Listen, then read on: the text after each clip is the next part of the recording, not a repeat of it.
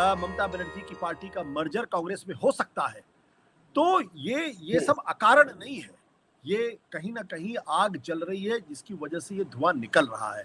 और ये बात पूरी तरीके से मैं कन्विंस्ड हूँ इस बात को लेके कि अगर ममता बनर्जी का कांग्रेस पार्टी में मर्जर नहीं हुआ या शरद पवार की पार्टी का मर्जर नहीं हुआ तो अगले लोकसभा चुनाव तक ये दोनों पार्टी एग्जिस्ट ही नहीं करेंगी।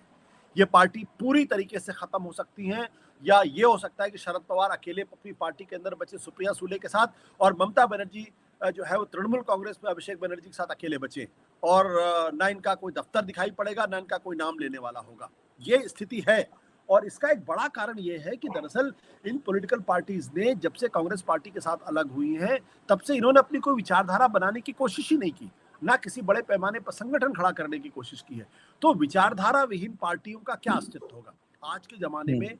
अगर ये पॉलिटिकल पार्टीज कांग्रेस के साथ आ जाती हैं तो कम से कम पार्टी दोबारा टूटने से बच जाएगी। बहुत सारे लोगों का राजनीतिक करियर बच सकता है। महाराष्ट्र और बंगाल के अंदर एक जो बिखरा हुआ कांग्रेस भारतीय जनता पार्टी का विरोधी वोटर है, जो कांग्रेस से सहानुभूति रखता है, या जो भारतीय जनता पार्टी की राजनीति को पसंद नहीं करता है, कम से कम उसमें जो बिखराव है उसमें उसका एक कंसोलिडेशन हो सकता है। क्योंकि आज भी महाराष्ट्र के अंदर आपने देखा लोकसभा चुनाव के दौरान जब शिवसेना, उद्धव ठाकरे, एनसीपी, शरद पवार, कांग्रेस पार्टी ने गठबंधन किया, तो वहां भारतीय जनता पार्टी के गठबंधन को मुंह की खानी पड़ी थी। और इन तीनों पॉलिटिकल पार्टीज ने मिलकर 30 सांसद लगभग जिताए थे। कोई बड़ी, इसका मतलब यह है कि अभी भी इनकी जमीन मजबूत है। सिर्फ उस वोटर को और अपने कार्यकर्ता को एक कॉन्फिडेंस देने की जरूरत है कि हम एकजुट होकर भारतीय जनता पार्टी का मुकाबला कर रहे हैं और हम उनका मुकाबला कर सकते हैं। इस संदर्भ में अगर आप पूरे घटनाक्रम को देखेंगे तो ये जो अखंड कांग्रेस वाली बात हो रही है, मुझे लगता है इसमें दम है, और एकमात्र यही एक रेस्पेक्टेबल रास्ता है ममता और शरद पवार जैसे लोगों के लिए। आशुतोष जी, उनके लिए तो है। आपने तब भी 2029 तक की बात कह दी, तब तक की ममता बनर्जी हो सकता है अभी कुछ दिनों की जिस प्रकार की खबरें आ रही कब अकेली हो जाएं अभिषेक के साथ, तो वो भी नहीं बताया जा सकता। लेकिन ममता को तो आपने कहा कि रिस्पेक्टेबल पोजीशन मिलेगी और थोड़ा सम्मान बचाने के बच जाएगी पार्टी कांग्रेस में आके और रहेंगी। कांग्रेस को क्या मिलेगा जब पार्टी तो अभी खत्म ही हो रही है, गिने चुने लोग वो भी बगावत करने के सुर बोल रहे हैं। नहीं, देखिए, जब कांग्रेस का अगर आप पश्चिम बंगाल के बारे में देखें तो ममता बनर्जी के साथ 41% लोग खड़े थे। कांग्रेस के साथ भी वहां काफी 5-6% वोटर है।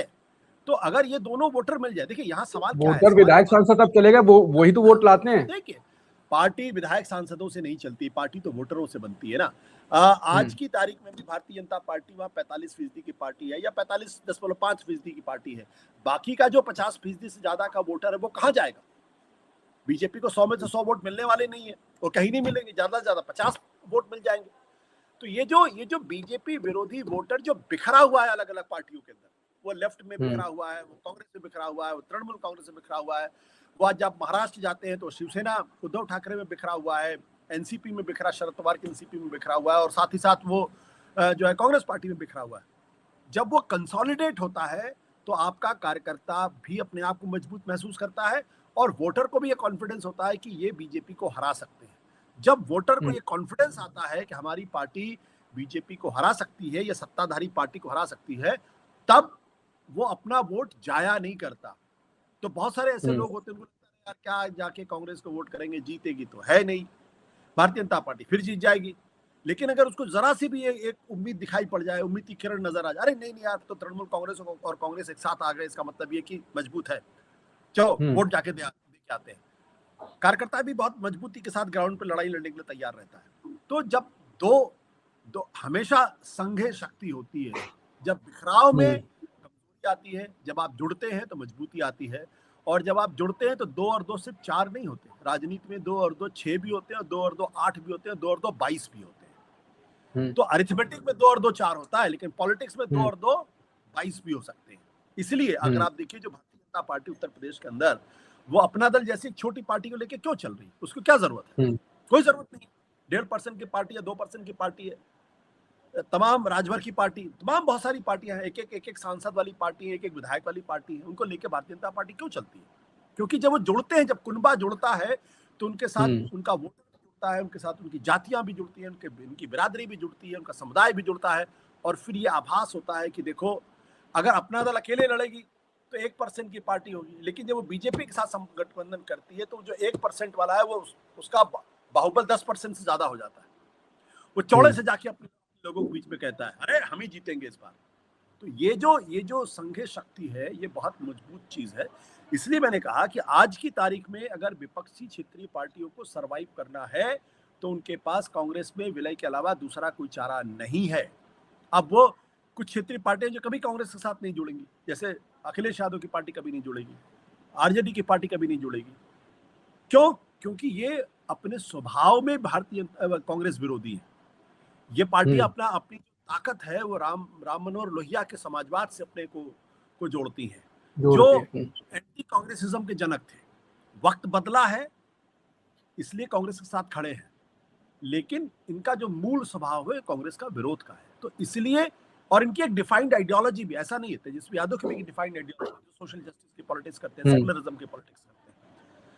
तो इसलिए उनके साथ एक मजबूत फेडरल स्ट्रक्चर बनाना चाहिए।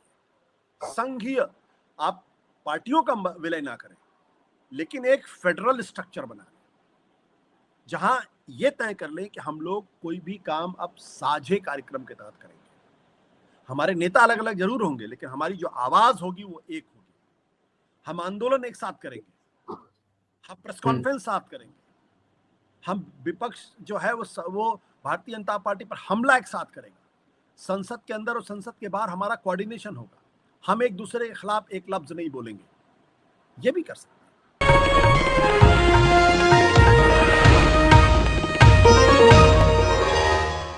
Copyright disclaimer under Section 107 of the Copyright Act 1976. Allowance is made for fair use for purposes such as criticism, comment, news reporting, scholarship, and research. Fair use is a use permitted by copyright statute that might otherwise be infringing.